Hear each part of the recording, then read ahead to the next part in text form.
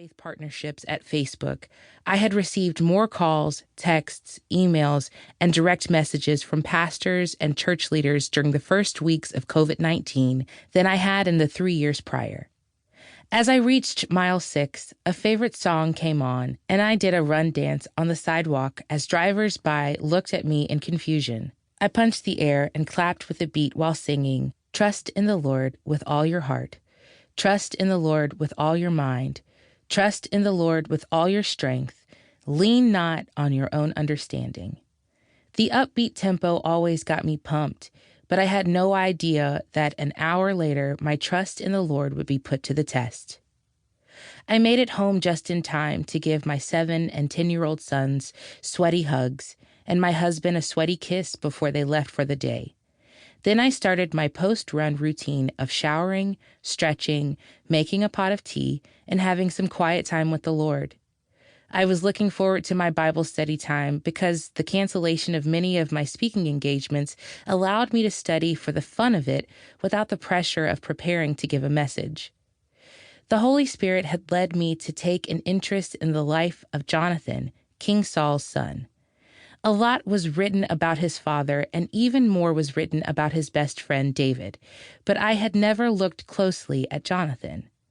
I started reading in 1 Samuel 14, which tells the story of how Jonathan waged an attack on the Philistine outpost with only his young armor-bearer by his side.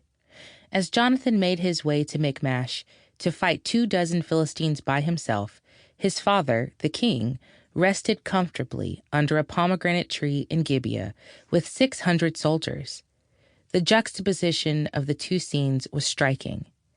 When Jonathan and his young armor-bearer reached the outpost, they saw the Philistines were positioned on a cliff. This put Jonathan and his armor-bearer at a strategic disadvantage because it robbed them of the element of surprise. The climb to the Philistines' position would also use precious energy they needed for the battle. Nevertheless, Jonathan turned to his armor-bearer and said, "Come, let's go over to the outpost of those uncircumcised men. Perhaps the Lord will act in our behalf. Nothing can hinder the Lord from saving, whether by many or by few." 1 Samuel 14:6. I repeated that last line to myself. Nothing can hinder the Lord from saving, whether by many or by few. Something about it resonated. When the Lord is for us, we can be outnumbered, but are never unprotected. I read a couple more chapters and then decided it was time to start my day.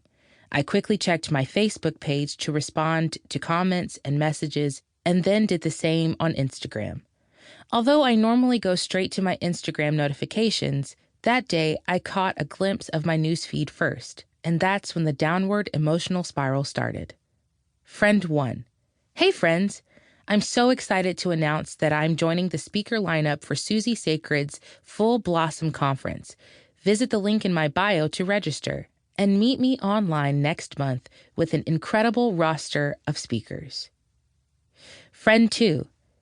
I'm beyond ecstatic to share that I'll be speaking at the Full Blossom Conference next month with Susie Sacred and an amazing roster of the best speakers across every sector. Will you be there? Comment below to let me know. Friend 3. Next month is going to be epic. Join me and other amazing speakers at the Full Blossom Conference with Susie Sacred online next month. I have a message for you. Tag a friend and register at fullblossom.com.